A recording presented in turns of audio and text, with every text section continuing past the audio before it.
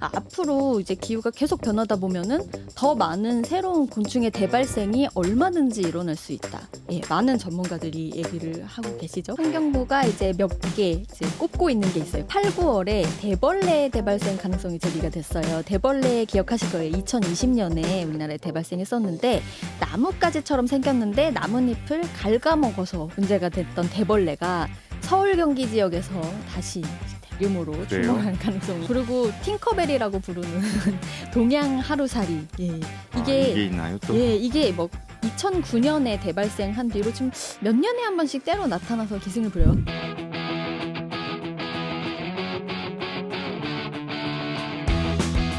기후의 눈으로 경제를 읽다. 안녕하세요. CBS 기후로운 경제생활에 오신 것을 환영합니다. 저는 진행을 맡은 홍종호입니다. 한 주 동안 세계 각지에서 벌어진 기후 현안 전해드리는 주간 기후 브리핑 시간입니다. 오늘도 CBS 경제부 최소연 기자 나와 계세요. 안녕하세요. 네, 안녕하세요. 예, 오늘은 어떤 이슈 갖고 나오셨습니까? 네. 러브버그 사라져도 끝이 아니다. 네, 올여름 들어 한 번은 우리가 다뤄볼 만한 주제였죠. 네. 뭐 곳곳에서 이것 때문에 많은 분들이 좀 고통을 호소했는데 러브버그 소식 한번 전해주시죠. 네. 암수 2마리가 꼭 붙어 다닌다고 해서 좀 네. 이름이 예뻐요. 그래요. 러브버그라는 별칭이 붙었는데 원래 이름은 붉은 등 우단 털파리입니다. 이게 뭐 학명은 뭐 라틴어 학명인데 플레시아 롱지푸십스 뭐 이런 말이 또 네. 있더라고요. 중국 남동부, 대만, 그다음에 일본 류큐제도, 그러니까 오키나와 지역이죠. 그 일대에서 유래한 걸로 추정이 그리고 되는데요. 아시아가 발원지네 이 동북아 쪽이. 예, 그렇게 네. 추정이 되고 있습니다. 네. 근데 여기 모두 지금 덥고 습도 높은 아열대 지역이라는 게 예, 중요한 특징입니다. 이게 최근 몇 년 사이에 기후변화 때문에 대량 출몰하고 있는 걸로 그렇게 파악이 되고 있어요. 그래서 이맘때쯤이면 지금 우리나라에 지금 대규모로 출현해서 극성을 부리기 시작한 게 한 4년 정도 된 것 같아요. 예. 네, 우리나라에서는 2015년에 인천에서 처음 확인이 됐다고 합니다.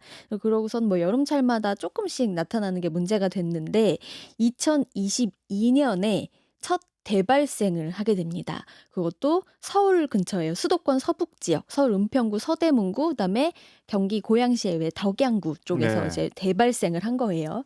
올여름에는 경기도 광명시, 서울 금천구 구로구 일대에서 특히 극성을 부렸습니다. 그리고 인천시 계양산이 문제가 됐어요. 네, 저도 뭐 방송에서 많이 이제 봤는데요. 예. 특히 그 인천 계양산 보니까 막 전체를 수북한. 막 다 그냥 뒤덮었더라고요. 예, 저 사진 나오죠. 네. 이 계양산 쉼터 이제 데크 바닥을 러브버그 사체가 완전히 뒤덮은 모습입니다. 다들 한 번쯤 이 사진 보셨을 거예요. 근데 관련해서 사실 논란이 있었어요. 윤환 인천 계양구청장이 이제 지난 2일에 취임 3주년 간담회를 하면서 이게 해충이면 살균 작업을 할 텐데 이게 익충이고 토양을 좋게 하는 그런 기능을 하기 때문에 강력하게 대응을 못했다. 뭐 약간 뭐 책임 소재 때문에 이런 발언을 했을 수 있는데 이런 발언을 고 있거든요. 약간 우리 국민들이 좀 참을 줄도 알아야 된다. 이렇게 언급을 해서 예, 문매를 맞기도 했습니다. 예, 외신에서도 우리나라 러브버그 대발생에 되게 관심이 많더라고요. 그래요? 찾아보니까 뭐 미국 뉴욕타임스, 영국 BBC, 싱가포르 스트레이트 타임즈 할 거 없이 한국에서도 서울 주민들이 지금 이 심각한 러브버그 문제로 어려움을 겪고 있다. 이렇게 좀 대대적으로 보도하면서 주목을 했고요. 자, 유튜버들도 전부 이제 달려들어서 러브버그 현장 찍어보고 먹어보고 뭐 이런 먹어봐요? 예, 그런 이건 방송도 뭐죠? 있었다고 하더라고요. 아주 그야말로 뭐 한동안 난리가 났습니다. 예, 이게 하여튼 저도 뭐 유학 시절에 네. 미국의 그 거대한 바퀴벌레가 집안에서 막 수천 마리 출몰하는 이런 예. 장면을 보기도 했는데요. 예.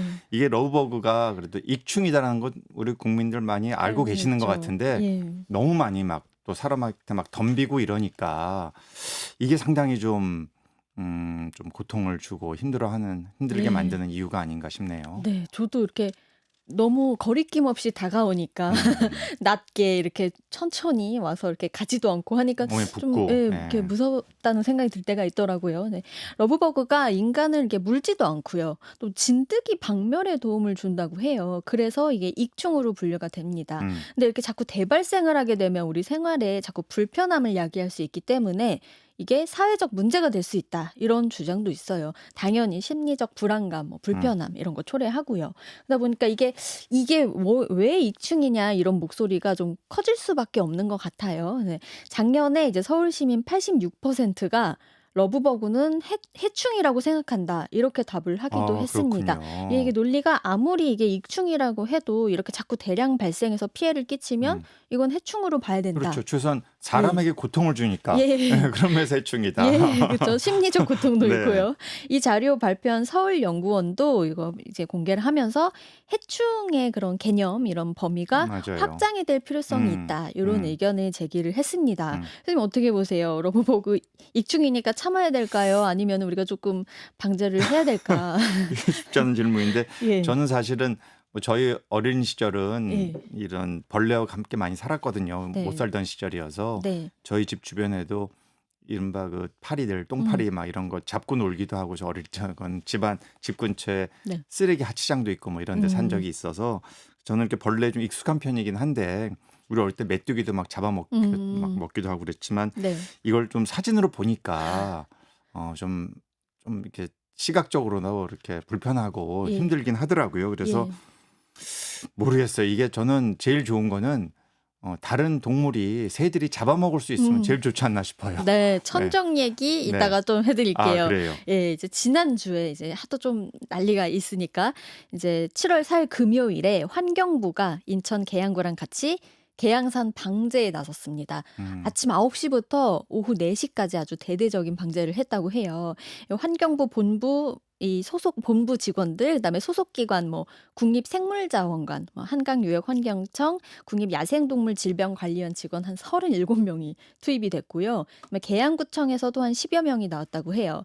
장비가 사실 막 살충제 같은 걸 많이 쓸 수 없는 상태이기 때문에 뭐 송풍기, 포충망, 그다음에 살수 장비, 물을 뿌려서 내쫓는 거죠. 음, 그런 거 이용해서 방제를 진행했다고 합니다. 이 러브버그가 좀 빛에 유인되는 그런 습성이 있다고 하죠. 그래서 이렇게 검은 옷보다는 흰 옷 입었을 때 더 잘 달라붙는다. 그런 게 예, 이게 있군요. 실험을 통해서도 확인이 됐다고 해요. 그래요. 그러다 보니까 이런 점에 착안을 해서 광원 포집 장비 이런 거를 투입을 해서 러브버그를 유인을 하고 이렇게 포집하는 그런 음, 작업을 했다고 해요. 그다음에 이게 계양산 주변에 현장에 러브버그 사체가 또 대규모로 쌓여 있다 보니까 이게 악취도 나고 해서 아, 사체 수거 작업도 집중적으로 했다고 음, 합니다. 근데 이게 많은 분들이 지금 저도 좀 체감을 하고 있는데 러브버그가 갑자기 이렇게 많이 나타나서 기승을 부리다가 며칠 안 돼서 좀 사그라든 음, 측면이 있어요. 그래서 환경부가 이제 지난주 방제 작업한 걸 두고 뒷북 대응이다. 요런 논란이 좀 잠깐 일기도 했습니다. 이게 예. 아마 수명은 뭐 길지 않을 것 같고 아마 뭐 일주일 이내일 것 같긴 한데 이런 맞아요. 예. 벌레들이 길어야 일주일 정도 산다고 네. 예, 하더라고요. 예. 지난주에 한참 그렇다가 또 약간은 지금 예.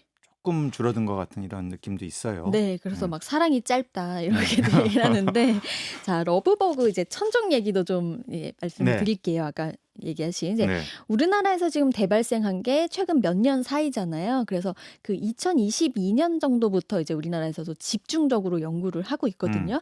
자, 그리고 그 국립생물자연관의 박선재 연구원이 이제 지난주에 뭐 라디오 방송에 방송 여러 개 좀 출연을 해서 설명을 했어요. 그 내용을 보면은 우리나라 러브버그 이제 우리나라에 지금 유입된 러브버그는 중국 산둥반도 칭다오 지역에서 유입된 걸로 추정이 되고 있습니다. 뭐 모역하는 과정에서 들어왔을 수 그렇겠죠. 있고요. 근데 이게 해외에서 이렇게 새로운 생물이 딱 유입이 되면은 기존 생물들이 얘를 먹어도 되는지 이렇게 먹이로 인식하고 잡아먹기까지 시간이 약간 걸린다고 해요. 재밌네. 자기들도 관찰을 예. 그래서 하는군요.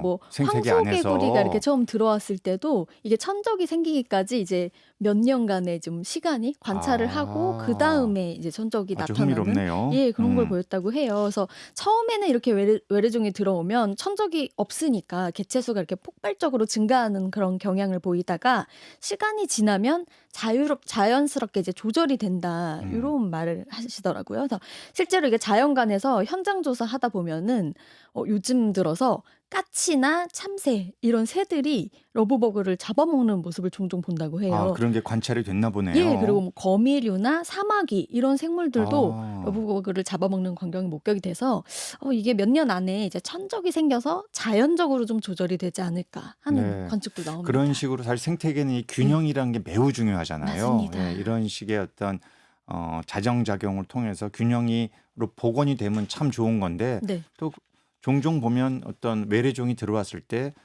천적이 당장에 안 생기고 또 시간이 꽤 걸려서 생태 균형이 깨지는 이런 음, 상황들도 이제 있긴 한 것 네, 같아요. 네. 예. 그러니까 어떻게 보면은 살충제 같은 그런 인위적인 방제를 하는 거에 대한 사실 위험성도 있잖아요. 기존 그럼요. 생태계를 교란시킬 수도 네. 있고. 그래서 좀 기다리면은 자연스럽게 천적이 생기고 이제 음, 생태계 안에서 이제 자정 작용이 이루어진다는 네. 뭐 그런 거 어떻게 보면 생태계가 적응할 시간이 좀 음. 필요하다. 이제 뭐 아마 그런 얘기를 예. 전문가들이 하시면은 네. 일반 시민들께서는 뭐 언제까지 기다리라는 기다려야 된다. 얘기냐. 이제 그런 결국은 이게 시간과의 싸움이겠죠. 예, 맞아요. 그리고 여기서 우리 프로그램에서 러브버그를 다루는 중요한 이유, 기후 문제죠. 제가 네. 처음에 이제 러브버그가 처음 출현했던 지역이 중국 남동부, 대만, 일본, 뭐 류큐제도 이런 덥고 습한 아열대 지역이라고 말씀을 음, 드렸잖아요. 자, 최근 들어서 우리나라가 이렇게 러브버그가 대발생하게 된 배경이 결국에는 기후변화, 우리나라 기후가 아열대 지역으로 이제 바뀌어가고 있다. 이런 점과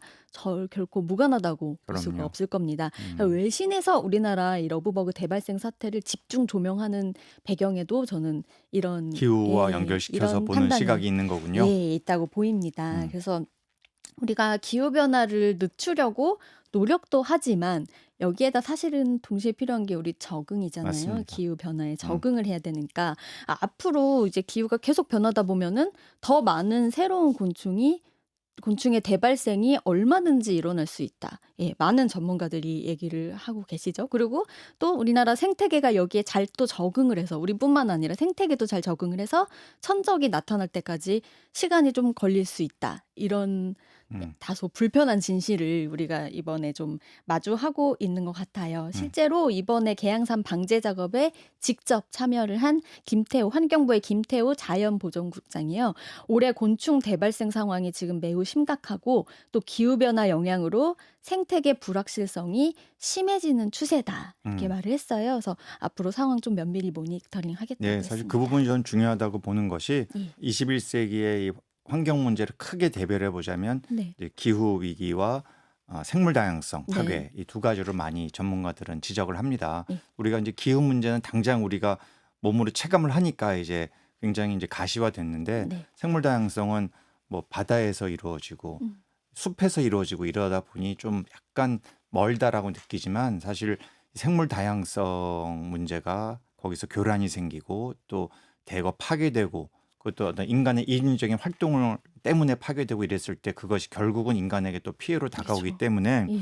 이 생태계의 불확실성, 특히 생물 다양성의 파괴, 멸종 이런 것들도 굉장히 우리가 주시해야 될 중요한 문제라는 생각이 듭니다. 그렇습니다.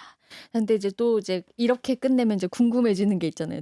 새로운 곤충이 또 대발생할 수 있다고 그래요. 하는데, 그래서 환경부가 이제 몇 개 이제 꼽고 있는 게 있어요. 가능성이 높은 대발생할 만한 이제 곤충들로 8, 9월에 자 대벌레 대발생 가능성이 제기가 됐어요. 대벌레 기억하실 거예요. 2020년에 우리나라에 대발생했었는데 나뭇가지처럼 생겼는데 나뭇잎을 갉아먹어서 문제가 됐던 대벌레가 서울 경기 지역에서 다시 이제 대규모로 그래요? 출몰할 가능성이 저 있다고 이거 합니다. 봤는데 예. 조금 좀 섬뜩하더라고요. 이게 예. 나무 같은 게 나뭇가지처럼 생겼어요. 움직이니까 예. 맞아요. 다닥다닥 붙어 무슨 어떤 있고. 약간 이렇게 SF 만화에 나오는 것 같기도 하고 좀 그런 예. 생각 들었어요. 맞아요. 그리고 또 저는 팅커벨이라고 부르는 동양 하루살이. 예.